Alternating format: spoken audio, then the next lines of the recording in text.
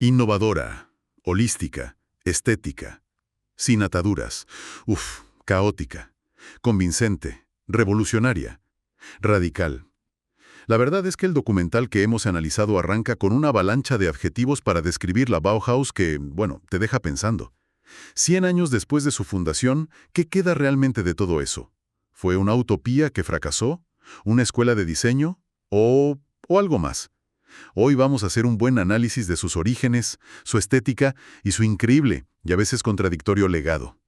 Es que la pregunta es buenísima, porque la misión que se marcaron era casi mesiánica. En el manifiesto fundacional, Walter Gropius hablaba nada menos que de crear juntos la nueva construcción del futuro. Quería superar esa división entre artistas, artesanos, diseñadores, y aunque la escuela como tal duró apenas 14 años, vamos a ver que el mundo de hoy, bueno, sería incomprensible sin ella. Pues vamos a empezar por el principio, si te parece. Nos situamos en Weimar, Alemania, año 1919. Acaba de terminar la Primera Guerra Mundial, un cataclismo que lo ha arrasado todo. Y ahí, el arquitecto Walter Gropius funda la escuela. La idea que se transmite es que si quieres construir un mundo nuevo desde las cenizas, necesitas un nuevo tipo de artista, un nuevo creador. Exacto. Y para forjar a ese nuevo creador, no podían usar la pedagogía de siempre.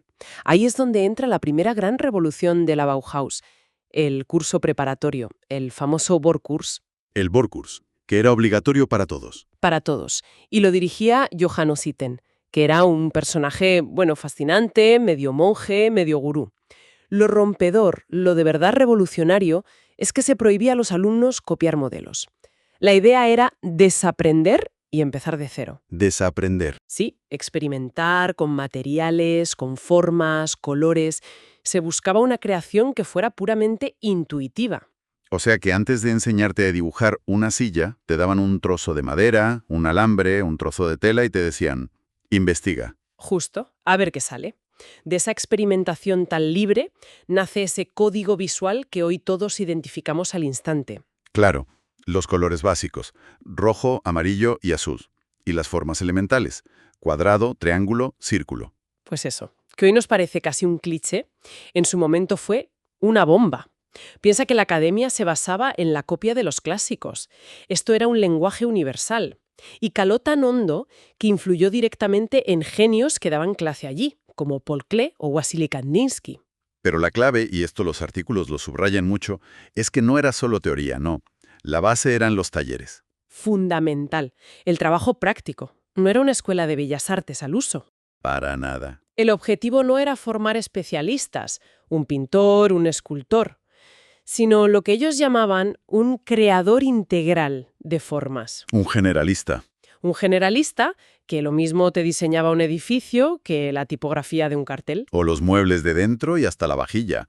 Se trataba de dinamitar esa jerarquía absurda que ponía al artista en un pedestal y al artesano, pues en un sótano. Y toda esa filosofía encuentra su lugar perfecto con el traslado a Dessau en 1925. La época dorada. Sí, en todos los documentos la marcan como la época dorada. Gropius diseña el nuevo edificio de la escuela y el edificio es en sí mismo un manifiesto. Totalmente. Esas estructuras de acero, las enormes cristaleras, era una declaración de intenciones. Transparencia, funcionalidad, una nueva forma de vivir y de trabajar en comunidad. Hay un detalle en las notas que me ha hecho mucha gracia, que es casi una metáfora del propio Gropius. A ver... Tenía su despacho en el puente acristalado que unía dos alas del edificio. Claro, estaba literalmente por encima de todo, controlando el cotarro. Totalmente. Me lo imagino como el gran hermano del diseño. Y allí proyectan también las famosas casas de los maestros, para los profesores. Pero esa etapa tan fructífera, bueno, en 1928 Gropius se va. Llega un nuevo director, Hannes Mayer. Y aquí la escuela da un giro de 180 grados. Sí, se vuelve mucho más política. Mayer llega con un lema muy potente: las necesidades del pueblo en lugar de la necesidad de lujo. Que suena fantástico en teoría, pero ¿eso se convirtió en realidad?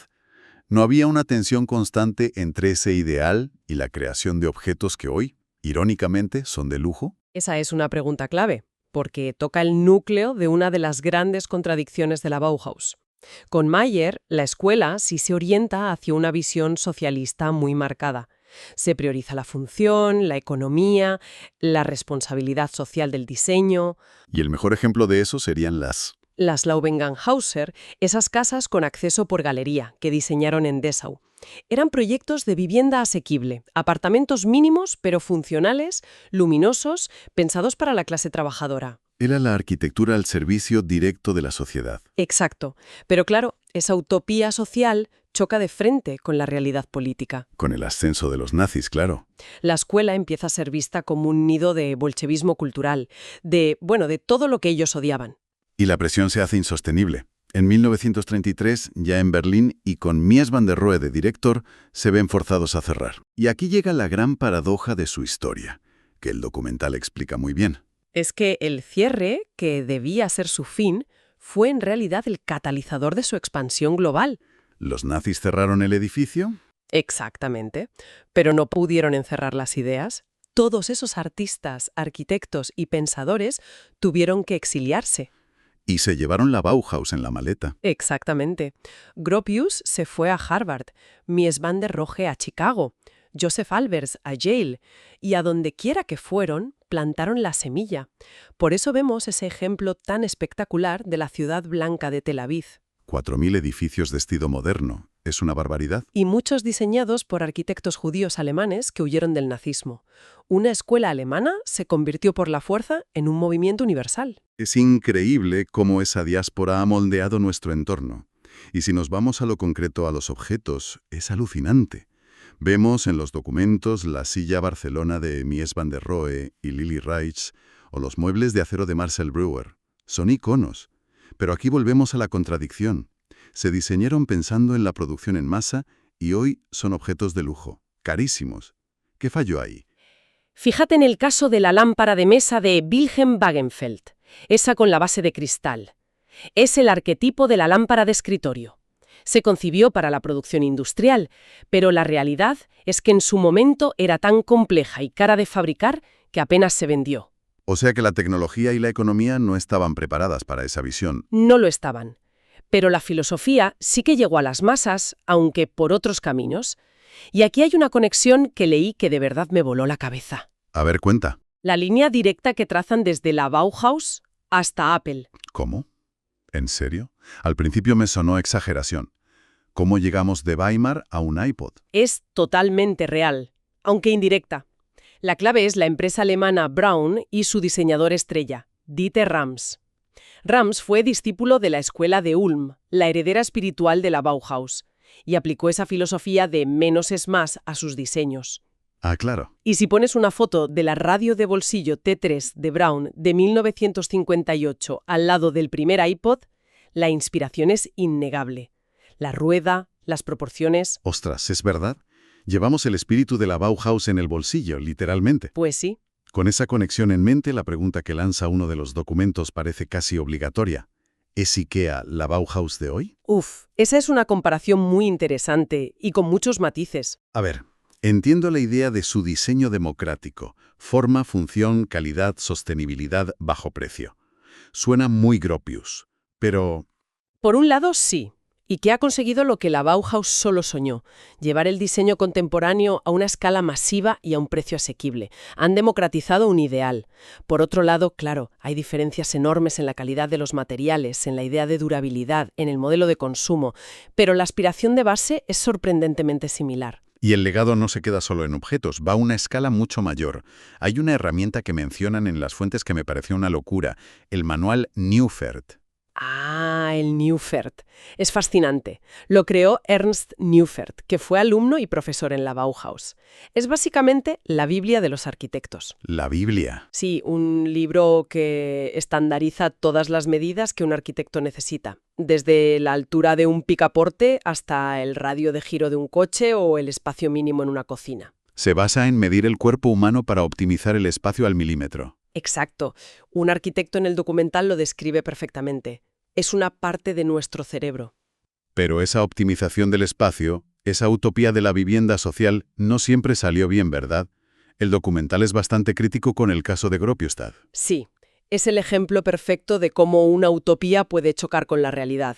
La visión original de Gropius para ese barrio en Berlín Oeste era una arquitectura integrada en el paisaje. Edificios bajos, mucho verde. ¿Y qué pasó? Pues que se construyó el muro de Berlín. El espacio se redujo drásticamente y para alojar a la misma gente tuvieron que cambiar los planos y construir rascacielos enormes, anónimos. Un desastre. Tentó, sin éxito, que le quitaran su nombre al barrio. O sea que el código Bauhaus no es una fórmula mágica. Su éxito depende totalmente del contexto. Y hablando de contextos, me encanta cómo el documental nos lleva de viaje por el mundo. La conexión con Japón, por ejemplo. Es muy potente. Hay un diálogo de ida y vuelta. La estética minimalista japonesa, el valor del vacío, todo eso influyó mucho en la Bauhaus y a su vez la escuela tuvo un impacto brutal allí.